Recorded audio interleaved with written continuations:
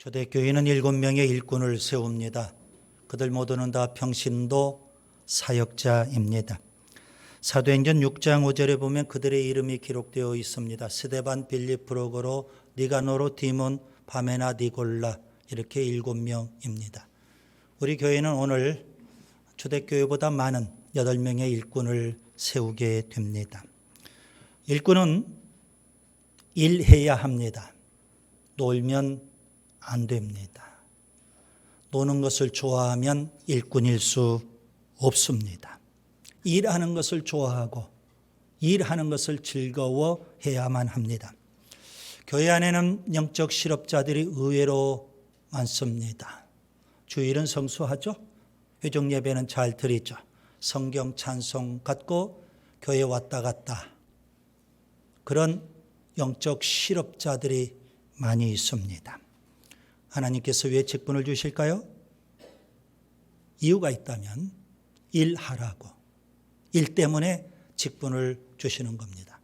그렇기 때문에 여러분 직분 받았다면 우리가 더 열심히 더 충성하고 더 헌신해야 되는 줄 믿습니다. 코알라라는 동물이 있습니다. 크기가 한 70cm 정도 작죠. 인형처럼 귀엽고 순한 동물로 알려져 있습니다. 느릿느릿 걸어 다니죠. 주로 잠을 많이 자는 야행성 동물로 알려져 있습니다. 호주의 유칼리나무 숲에서 삽니다. 그런데 이 코알라가 먹는 나무 잎에는요, 마취 성분이 담겨 있습니다. 그래서 코알라가 그 나무 잎을 먹이로 먹으면 몽롱해지는 겁니다. 그래서 잠을 자요.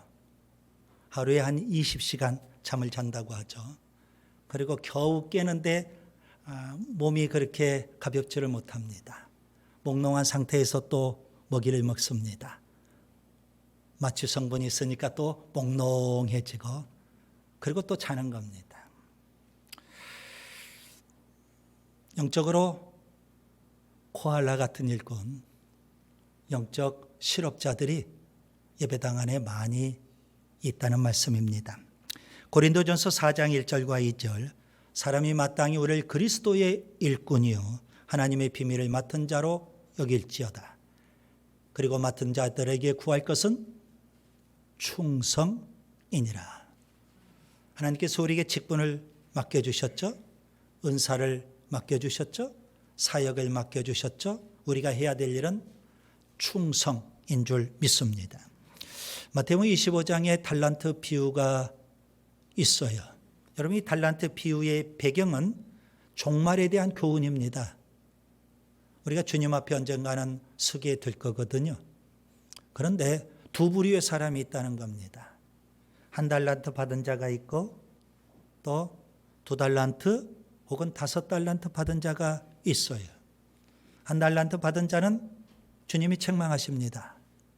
주님의 심판대 앞에서 악하고 게으른 종아, 책망받죠. 2달란트와 5달란트 받은 자는 착하고 충성된 종아, 그렇게 주님이 칭찬해 주시는 겁니다. 주님 오실 날이 임박했는데요, 우리가 반드시 주님 앞에 서게 될 날이 점점 가까이 다가옵니다. 여러분은 1달란트 받은 자입니까? 아니면 2달란트나 혹은 5달란트 받은 자입니까? 참으로 두렵죠? 초대교회가 7명의 일꾼, 평신도 사역자를 세운 이유가 있습니다. 일꾼이 필요하니까 세웠어요. 특별히 사도들이 구제해야 하는 일을 하는데 너무 감당할 수가 없을 정도로 많아요. 그래서 그 일을 감당할 수 있는 일꾼들을 세우자는 겁니다. 그리고 또 사도들은요, 말씀 전하는 일, 기도하는 일에 더 점령하고 싶어요. 그런데 구제 사역에 매달리다 보니까 기도가 자꾸 소홀히 되고 말씀 전하는 일이 자꾸 소홀히 되더라는 겁니다. 그래서 일꾼을 세워야 되겠다 해서 7명의 일꾼을 세웠던 겁니다. 그들 7명 일꾼들의 특징이 있습니다. 한마디로 표현하면 천사의 얼굴을 하고 있다는 점입니다. 본문 15절을 보세요. 공회 중에 앉은 사람들이 다 스데반의 얼굴을 주목하여 보니 그 얼굴이 천사의 얼굴과 같더라. 교회 밖 외부 사람들이 스데반을 봤더니 천사의 얼굴이었더라. 어찌 스데반 한 사람만 그러겠어요. 그때 세워진 7명 모두가 다 천사와 같은 얼굴이었고요. 아멘. 그리고 천사처럼 일하는 일꾼인 줄 믿습니다. 그들이 어떻게 천사의 얼굴을 할 수 있을까요?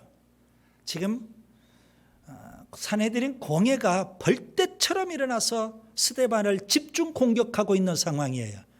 그런데도 불구하고 스데반은요, 뭐 표정 관리해가지고 이게 될 일이 아니잖아요. 그냥 얼굴 자체가 평안해요. 천사의 얼굴과 같아요. 그때 세워진 일꾼들이 다 그랬더라는 겁니다. 어때서 그랬을까? 오늘 성경은 이렇게 말씀해요. 사도행전 6장 3절 성령과 지혜가 충만하였더라. 그럼 성령 충만은 지혜 충만이에요. 사도행전 6장 5절을 보면 믿음과 성령이 충만하였더라. 성령 충만은 믿음 충만이에요. 사도행전 6장 8절 은혜와 권능이 충만하였더라. 다 충만했어요. 은혜도 충만, 권능도 충만, 성령 충만한 겁니다. 공통점은 그들이 다 성령 충만해서 그래서 천사의 얼굴과 같았고 천사와 같은 일꾼이 되었던 겁니다. 오늘 설교 제목 천사 같은 일꾼. 하나님 우리 교회의 공동체를 사랑하셔서 오늘 천사 같은 일꾼 8명을 세워주셔요. 이전의 모든 직분자들 다 천사와 같은 일꾼인 줄 믿습니다. 거기에 덧붙여서 오늘 새로운 일꾼들을 주님이 세워주시거든요. 우리 모두가 천사의 얼굴을 하고 천사 같은 일꾼이 될 수 있기를 바랍니다. 여담이지만 예배 끝나고 여러분 화장실에 거울이 있죠. 한번 여러분의 얼굴을 곰곰이 쳐다보면서 내 얼굴이 천사 같은 얼굴인지 죄송해요 악마 같은 얼굴인지 한번 곰곰이 바라보세요. 예배 끝나고 나가실 때 옆에 있는 집사님에게 집사님 제 얼굴 한번 봐주세요. 그래서 옆에 있는 집사님의 입에서 천사 같은 얼굴이네요. 이러면 얼마나 좋을까요? 자, 어떻게 하면 우리가 천사 같은 얼굴을 하고 천사 같은 일꾼이 될 수 있을까요? 4가지입니다. 첫째, 천사 같은 일꾼은요, 지혜롭게 일합니다. 성령 충만은 무슨 충만? 지혜 충만. 지혜로운 사람은요, 자기 생각대로 일하지 않습니다. 자기 뜻대로 일하지 않습니다. 자기 고집대로 일하지 않습니다. 지혜로운 사람은 맨 먼저 하나님의 뜻을 찾습니다. 그래서 하나님의 뜻대로 일하는 사람, 이게 지혜로운 사람이에요. 교회에서 지혜로운 사람은 어떤 사람일까요? 교회 공동체의 뜻을 찾아요. 그래서 교회를 위해서 일하는 일꾼이 지혜로운 일꾼 아니겠습니까? 그래서 여러분, 교회의 뜻을 찾고 하나님의 뜻을 찾는 데는 시끄러울 필요가 없어요. 조용히 묵상을 하고 기도할 때 하나님의 뜻을 찾을 수 있고 교회의 공동체의 뜻을 찾을 수 있는 거예요. 그냥 목소리 키우고 자기 고집 막 부리고 떼쓰고 큰 소리 치고 그런다고 해서 여러분 좋은 일꾼이 되는 것은 아닙니다. 솔로몬이 임금이 됐어요. 그리고 그가 하나님 앞에 1000번제를 드려요. 조건 없이 1000번제를 드렸거든요. 그날 밤 하나님께서 솔로몬에게 나타나신 거예요. 너무 궁금하잖아요. 1000번제를 드렸는데 조건이 없으니까. 그래서 하나님께서 물어보시는 겁니다. 뭘 원하냐? 네 소원이 뭐냐? 하나님께서 아마 솔로몬이 이런 거 구할 거라고 생각하셨을지도 몰라요. 부귀, 영화, 권세, 건강, 장수, 심지어 원수를 죽이는 것. 뭐 여러 가지 구할 거라고 생각했는데 뜻밖에도 지혜를 구해요. 하나님의 뜻대로 이 백성을, 하나님의 백성을 다스리기를 원합니다. 지혜를 구했다라는 겁니다.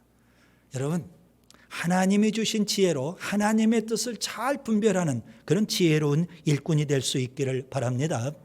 예수님께서 12 제자를 훈련시켜서 그들을 파송합니다. 일꾼으로 파송해요. 근데 예수님께서 그들에게 뭐라고 하실까요? 뱀처럼 지혜로워야 한다. 그렇게 말씀하셔요. 지혜가 중요하다는 의미죠. 예수님이 한 번은 제자들에게 청지기 비유를 말씀하셨어요. 어떤 청지기가 되어야 될까요? 우리는 일반적으로 이렇게 생각합니다. 좀 재능이 많은 일꾼 혹은 실력이 좋은 일꾼, 그런 일꾼들을 우리가 원하는 거 아니겠습니까? 대부분 교회에서 일꾼 세울 때 그래요. 재능도 있고 실력도 있고 그 실력 속에 물질도 좀 많이 있으면 좋겠고 이런 거 아니겠습니까? 그런데 주님께서 원하시는 청지기는 재능이 많은 혹은 실력이 있는 그런 청지기가 아니에요. 지혜로운 청지기, 지혜를 보시는 거예요. 누가복음 12장 42절 43절, 지혜 있고 진실한 청지기가 되어 주인에게 그 집 종들을 맡아 때를 따라 양식을 나누어 줄 자가 누구냐? 주인이 이럴 때에 그 종이 그렇게 하는 것을 보면 그 종은 복이 있으리로다. 에베소서 5장 18절 아주 유명하죠. 술 취하지 말라 이는 방탕한 것이니 오직 성령으로 충만함을 받으라. 성령 충만해야 되죠? 성령 충만. 사도 바울이 성령 충만을 말하는데요. 왜 성령 충만해야 될까요? 에베소서 5장 18절에 성령 충만을 말하는데 바로 그 앞부분을 보면 왜 성령 충만해야 되는지를 말씀해 주고 있어요.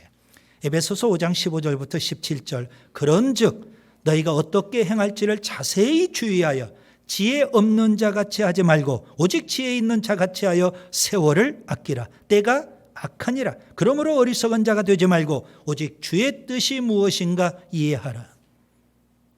여러분, 하나님이 주신 지혜로 하나님의 뜻을 잘 분별해서 하나님의 뜻대로 살아야만, 그게 바로 세월을 아끼는 거예요. 자기 뜻대로 열심히 교회에서 봉사하면 그것은 방금 제가 말씀드린 성경 구절에 의하면 세월을 낭비하고 아끼는 게 아니에요. 여러분, 그건 다 헛된 거예요. 하나님의 뜻을 분별해서 하나님의 뜻대로 사는 인생이 복된 인생이고 가치 있는 인생. 그렇지 못하고 자기 뜻대로 열심을 내서 일하면 그것은 다 부질없는 짓이고 헛된 인생이 되고 마는 겁니다. 성령 충만한 초대교회 일꾼들, 그들은 지혜롭게 일했거든요. 그래서 천사 같은 일꾼이에요. 둘째, 성령 충만하면 또 어떤 일꾼이 될 수 있을까요?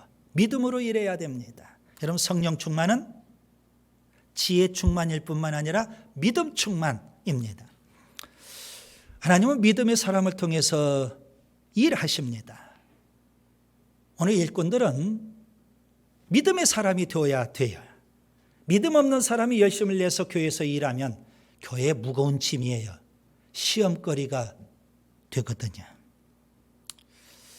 여러분, 믿음의 사람은 눈에 보이는 현상만 바라보지 않습니다. 예상되는 결과만 기대하지 않습니다. 계획을 세워도 믿음으로 세우는 거예요. 여러분, 우리가 무슨 일을 할 때 인간적인 생각으로 열심히 계획도 세워요. 철저히 준비도 해요. 일이 잘 될 수 있겠죠. 그런데 거기에는 하나님이 역사하실 수 있는 여지가 없어요. 그래서 무슨 일을 하든지 항상 믿음의 영역을 만들어 놔야 돼요. 오래된 이야기지만 여러분, 17년 전에 우리가 건축을 할 때 돈 한 푼 없이 시작했어요. 설계사무소 친구 찾아갔는데 돈이 얼마나 있냐요? 없다. 그랬더니 웃어요. 그러면 어떻게 할 거냐요? 땅을 샀는데 땅도 다 부채예요. 그런데 어떻게 지을 거냐요? 믿음으로 짓는다는 거예요. 그러면 1년 예산이 얼마냐요? 우리 1년 예산 요만큼이다. 얼만큼 부채를 감당할 수 있냐요? 요만큼 감당할 수 있는데 거기에 믿음의 영역을 더하면 요만큼 될 거다. 그래가지고 그렇게 시작을 했어요. 믿음의 영역을 갖고요. 하나님이 그 믿음의 영역을 통해서 우리에게 일하시고 역사하시는 줄 믿습니다. 믿음이 중요해요. 예수님께서 병을 고쳐주셔요. 환자를 보실 때 그 환자의 병이 어떤 병이냐 이거 따지지 않으셨거든요. 환자의 실력이 있느냐 없느냐. 좀 실력자라면 얼마나 좋겠어요. 환자가 좀 종이 아니라 자유인 혹은 고귀한 신분이면 얼마나 좋겠어요. 신분 따지지 않았어요. 예수님께서 보시는 건 뭐라고요? 믿음. 그래서 주님은 이렇게 말씀하셔요. 내 믿음대로 될지어다. 그리고 고쳐주시는 거예요. 마가복음 5장에 회당장 야이로가 있어요. 그는 유대인이 아니라 이방인이죠. 그런 그가 아주 심각한 문제에 봉착했어요. 하나밖에 없는 그 귀한 딸이 다 죽어가고 있거든요. 그래서 급히 예수님 앞에 찾아왔어요. 살려주세요. 내 딸 살려주세요. 다 죽어가고 있습니다. 너무 급해요.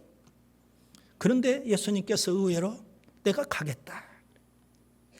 그래서 야이로는 급히 예수님을 모시고 집으로 가는 거예요. 예수님이 오셔서 안수만 해주시면 내 딸 살아날 수 있거든요. 야이로의 집에 가시는 도중에 사람들이 많은데 갑자기 예수님이 모조 서서 큰 소리로 부르셔요. 누가 내 옷에 손을 댔냐는 거예요. 아니 사람들이 지금 이리 밀치고 저리 밀치는 그런 상황 아닙니까? 서로 부딪힐 수가 있고 옷에 손을 댈 수 있지. 그런데 예수님이 고집스럽게 당신 몸에 손을 댄 사람을 찾는 거예요. 내게서 능력이 나갔다는 거죠. 알고 보니까 12년 동안 혈루병 걸린 여인이 몰래 사람들을 해집고 예수님 앞에 와서 예수님 겉옷에 손을 붙잡는 거예요. 예수님 옷만 붙잡으면 내 병이 나을 수 있다. 이 믿음이 있어서 붙잡은 거예요. 예수님께서 그녀를 찾으셔요. 사람들 앞에 세우고 그녀의 믿음을 칭찬해 주셔요. 근데 문제는요. 지금 야이로예요. 급해요. 다급해요. 내 딸이 아주 이독해서 지금 숨 넘어가는 지경이에요. 빨리 가야 돼요. 초놈을 다퉈요. 그런데 예수님은 그걸 아시는지 모르시는지 여인을 찾고 그 여인의 믿음을 칭찬해 주고 지금 시간을 지체하고 있는 거예요. 그때 마침 야이로의 집에서 전갈이 왔어요. 딸이 죽었다는 거예요. 그 소식을 들은 아버지 야이로가 마음이 어떻겠어요? 앞이 캄캄했을 거예요. 이제 다 끝났다. 예수님이 조금만 빨리 가셨으면 됐는데. 그런 야이로에게 예수님께서 말씀하셔요. 두려워 말고 믿기만 하라. 믿기만 하라. 그 순간 야이로가 예수님을 붙잡아요. 예수님은 야이로의 그 믿음의 영역을 보시고 달리다굼의 기적을 베풀어 주시는 겁니다. 여러분, 기적은 그냥 나타나는 게 아니에요. 믿음의 영역이 있어야 돼요. 믿음의 영역. 종교개혁자 루터를 여러분이 잘 아실 겁니다. 거대한 로마 가톨릭 태산 같아요. 기득권이에요. 그 기득권 로마 가톨릭과 싸워요. 바위에 계란치기처럼 힘든 일이에요. 싸워도 끝이 없어요. 벌떼처럼 로마 가톨릭에서 루터를 잡아 죽이려고 혈안이에요. 결국 종교개혁을 시작하다가 낙심이 돼요. 절망해요. 다 포기해버려요. 그리고 집에 들어가서 드러누워 버렸어요. 그런데 갑자기 아내가 상복을 입고 들어오는 거예요. 루터가 그런 아내를 보면서 누가 죽었어? 예, 하나님이 죽으셨습니다. 루터가 깜짝 놀래요. 이런 불경하는 얘기가 어디가 있어요? 하나님이 죽었다니. 그런 어찌 믿음 없는 소리를 하냐고. 당신 하는 행동을 보니까, 당신 꼬라지를 보니까 하나님이 죽은 것이 맞아. 정신이 번쩍 들죠. 그래, 하나님 살아계셔. 다시금 믿음을 붙잡고 그 거대한 로마 가톨릭 기득권과 싸워서 끝내는 종교 개혁을 일으킨 거 아닙니까? 그래서 그가 외치는 거예요. 오직 믿음으로. 오직 믿음으로. 그렇게 외쳤던 겁니다. 여러분, 성령 충만한 일꾼은 믿음 충만해요. 믿음으로 일해야 되는 줄 믿습니다. 셋째, 성령 충만하면 은혜로 일하게 됩니다. 여러분, 은혜가 있어야 돼요. 은혜로 일하면 기쁨이 있어요. 보람이 있어요. 감사가 있어요. 만족이 있어요. 시험 들지 않아요. 누가 뭐라고 해도 시험 들지 않습니다. 여러분, 열심히 일하면서 보면 평소에는 들리지도 않았는데 일하면서 자꾸 옆에서 사람이 수군거리는 얘기들이 들려요. 이 사람이 이런 얘기, 저 사람이 저런 얘기. 아무리 멀리서 그 사람이 얘기해도 그게 다 들려요. 그래서 결국에는 시험에 들고 낙심하고 내가 꼭 이렇게 욕먹어가면서 비난받아가면서 일할 필요가 뭐 있어. 그러면서 주저앉아 버리는 경우가 의외로 많아요. 여러분, 누가 알아주지 않더라도, 누가 뒤에서 뭐라고 하더라도 은혜가 있는 사람은요, 충성하게 되는 줄 믿습니다. 베드로전서 4장 10절과 11절, 각각 은사를 받은 대로 하나님의 여러 가지 은혜를 맡은 선한 청지기 같이 서로 봉사하라. 만일 누가 말하려면 하나님의 말씀을 하는 것 같이 하고, 누가 봉사하려면 하나님이 공급하시는 힘으로 하는 것 같이 하라. 은혜로 해야 돼요. 특별히 여기서 아주 중요한 표현이 있어요. 하는 것 같이 하래요. 일꾼은 어떻게 해야 된다고요? 하는 것 같이. 여러분, 신앙생활 하려면 제대로 하는 것 같이 하세요.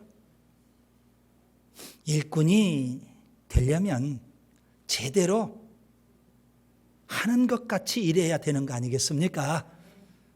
그냥 하는 둥 마는 둥, 목사님이 보면 좀 하는 것처럼 하고 안 보면 대충 적당히 끝내버리고. 목사님이 그렇게 중요해요? 하나님이 보고 계시는데.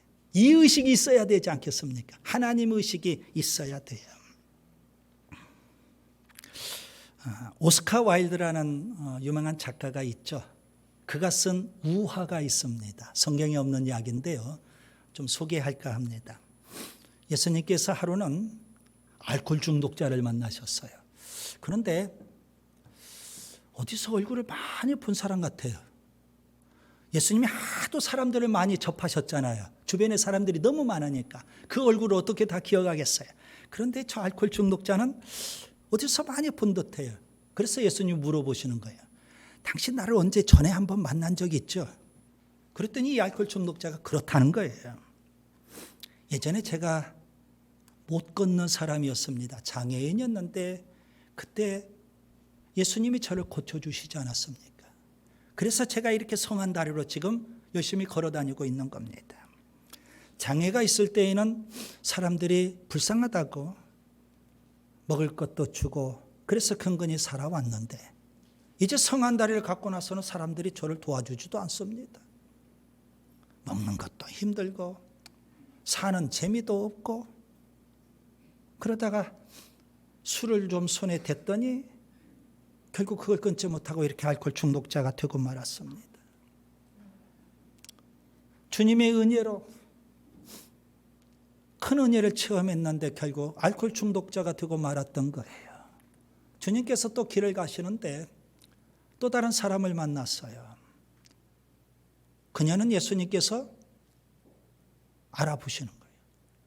기억을 할 수 있거든요. 얘요, 예전에 창녀였거든. 그런데 예수님께서 그녀의 죄를 사하시고 이제 깨끗하게 살아라. 그렇게 권면까지 해줬거든요. 그런데 그녀가 창녀의 모습으로 예수님 앞에 서 있는 거예요. 그녀가 이렇게 말합니다. 예전에 제가 예수님 만나고 구원받고 하나님의 자녀가 됐어요. 너무 큰 은혜를 입어서 그 더러운 삶, 부정한 삶을 청산하고 새롭게 살아보려고 했어요. 그런데 아무도 저를 그렇게 바라보지를 않아요. 여전히 부정한 여인으로 보고 사람들이 외면하고 살 수가 없어요. 그래서 다시 예전의 삶으로 제가 돌아간 거예요. 주님 오실 때 너무 안타깝죠. 예수님이 길을 가시는데 또 다른 사람을 만났어요. 건장한 사람이에요. 동네에서 주먹개나 쓰는 깡패를 만나신 거예요. 그 동네에서 주먹개나 쓰는 깡패가 예수님에게 이렇게 말해요. 저는 원래 시각장애인이었는데 예수님이 제 눈을 뜨게 해주시지 않았습니까? 세상을 바라보지 못할 때는 몰랐었는데 눈 뜨고 보니까 세상이 유지경이에요. 안 입고 온 놈도 보이고 부정한 놈도 보이고 사치하는 놈도 보이고 온갖 더럽고 치사하고 그냥 우라가 터져서 살 수가 없어요. 그래서 주먹을 쓰다가 제가 이렇게 뒷골목에 깡패가 되고 말았네요. 이해가 될 만한 그런 우화죠. 여러분, 주님으로부터 은혜를 받았는데 왜 예전의 삶으로 다시 돌아갈까요? 이유가 있어요. 그것은 은혜로 일하지 않기 때문에 그래요. 여러분, 은혜를 받았거든요. 우리가 열심히 일꾼으로서 은혜로 일하면 주님은 계속 은혜를 더 주셔서 우리가 변화된 삶을 사는데요. 일하지 않으니까 그 은혜가 다 바닥나 버리는 거예요. 마치 여러분 자동차에 배터리가 있죠. 운전을 해야만 뭐예요? 충전이 돼요. 좀 오래 놔두면 방전돼요. 방전. 샘이 있죠? 물이 솟아나요. 좋은 물이죠. 식수할 수 있고. 그런데 그 물을 퍼서 쓰지 않으면 고여있고 식수로 사용할 수 없는 부정한 물이 되고 마는 거하고 똑같아요. 일꾼은 일해야 돼요. 그래야 하나님의 은혜를 계속 공급받을 수 있는 거예요. 여러분, 오늘 우리가 끊임없이 은혜로 일할 수 있기를 바랍니다. 고린도후서 6장 1절과 2절, 우리가 하나님과 함께 일하는 자로서 너희를 권하노니 하나님의 은혜를 헛되이 받지 말라. 이르시되 내가 은혜 베풀 때에 너에게 듣고 구원의 날에 너를 도왔다 하셨으니 보라 지금은 은혜 받을 만한 때요 보라 지금은 구원의 날이로다. 우리는 끊임없이 은혜만 받으려고 해요. 은혜로 일을 안 해요. 그러니까 은혜를 받으려고만 하다가 보니까 끝내 은혜를 다 잃어버리는 거예요. 은혜는 언제 주어진다고요? 열심히 은혜로 일할 때. 하나님은 끊임없이 은혜를 보충해 주시는 거예요. 열심히 일하는 자는 그래서 은혜가 넘쳐나요. 성령 충만하면 또 어떻게 천사 같은 일꾼이 될 수 있을까요? 능력으로 일해야 됩니다. 성령 충만은 능력 충만이거든요. 여러분, 사람은 여러 가지 재능, 능력이 있다 할지라도 다 한계가 있어요.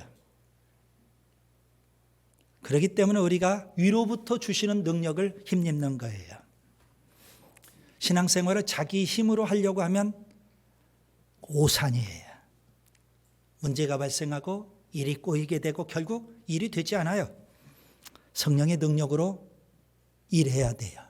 그래서 주님은 승천하실 때 제자들에게 능력을 강조하셨어요. 인간적인 생각이나 세속적인 방법으로 일하려고 하지 말라는 겁니다. 성령의 능력을 힘입어야만 승리하는 삶을 살 수 있어요. 더 풍성한 삶을 살 수 있어요. 능력 있게 일하는 유능한 일꾼이 될 수 있어요. 죄를 이기고 마귀를 이기고 유혹과 시험을 이기고 세상을 이기고 승리하며 살 수 있거든요. 사도 바울은 고백합니다. 빌립보서 4장 13절, 내게 능력 주시는 자 안에서 내가 모든 것을 할 수 있느니라. 우리의 고백이 될 수 있기를 바랍니다. 사도행전 1장 8절에 주님께서 승천하실 때 지상명령을 주셔요. 오직 성령이 너에게 임하시면 너희가 뭘 받고? 권능을 받고 다이나마이트가 폭발하는 그런 강력한 능력, 성령을 통해서 우리에게 주신다는 거예요. 그 능력으로 우리가 일해야 되는 줄 믿습니다. 누가복음 24장 49절에 주님은 또 달리 이렇게 말씀도 하셨어요. 위로부터 능력으로 입혀질 때까지 이 성에 유하라. 예수님은 제자들에게 땅끝 지상명령을 주셨거든요. 땅끝까지 가서 복음을 전하는 증인이 되라는 거예요. 그런데 누가복음에 보면 위로부터 능력이 입혀지기 전에는 이 성을 떠나지 말라는 거예요. 달리 표현하면 능력 받고 일해라. 능력 받지 못하면 일하지 마라. 그런 의미가 돼요. 주님은 우리에게 능력 주시기를 원하셔요. 왜요? 우리가 일꾼 되어야 하니까. 그래서 주님이 주시는 능력을 힘입고 유능한 일꾼이 되어야 하는 줄 믿습니다. 세계적인 부흥사인 무디를 잘 아실 거예요. 그는 배운 게 별로 없어요. 그런데 그가 어떻게 해서 수많은 영혼을 구원하는 그런 부흥사가 될 수 있었을까요? 초창기에 그가 열정만 가지고 설교를 했어요. 본인은 열심히 한다고 했는데 청중들의 반응이 시원치 않아요. 예배 끝나고 인사를 하는데 별로 반응들이 냉랭해요. 그런데 그 중에 한 분이 제가 목사님 위해서 기도하겠습니다. 그래. 근데 그 말에 좀 뉘앙스가 달라요. 평소 뭐 기도해 주겠다 그런 뉘앙스가 아니에요. 그래서 붙잡고 물어본 거예요. 무슨 일이었죠? 목사님 설교에 성령의 능력이 임하기를 바랍니다. 제가 그렇게 기도하겠다. 그 말은 역으로 보면 그거 없이 열심히 설교하셨다는 거예요. 그걸 누가 알아요? 청중이 알아요. 마귀가 알아요. 하나님도 아시고요. 정작 본인만 모르는 거예요. 그래서 이분이 하나님 앞에 소원을 품고 기도해요. 어디를 가든지 무엇을 하든지 자나깨나 하나님 성령의 능력을 부어주세요. 성령의 능력을 부어주세요. 어느 날 길을 가는데 막 강력하게 뭐가 역사하는 듯해요. 기도하고 싶어요. 그래서 마침 친구의 집에 그냥 무조건 쳐들어갔어요. 방을 하나 빌려가지고 그곳에 기도의 걸방으로 삼고 기도하기 시작해요. 그때 성령이 강하게 역사를 해요. 성령의 불이 임해요. 너무 뜨거워가지고 그 불을 거두어 달라고 그렇게 주님 앞에 부르짖을 정도예요. 그렇게 성령이 임하고 능력이 임하고 그래서 수많은 영혼들을 구원하는 그런 부흥사가 될 수 있었던 거예요. 하나님 지금도 우리에게 능력 주기를 원하셔요. 왜요? 우리가 일꾼 되어야 하니까. 이제 말씀을 정리합니다. 초대교회가 7명의 일꾼을 세웠어요. 다 평신도 사역자들이에요. 오늘 우리는 8명의 일꾼을 세워요. 성령 충만해서 천사 같은 일꾼이 될 수 있기를 바랍니다. 지혜롭게 믿음으로 은혜로 능력으로 일하는 천사 같은 일꾼 우리 모두인 줄 믿습니다.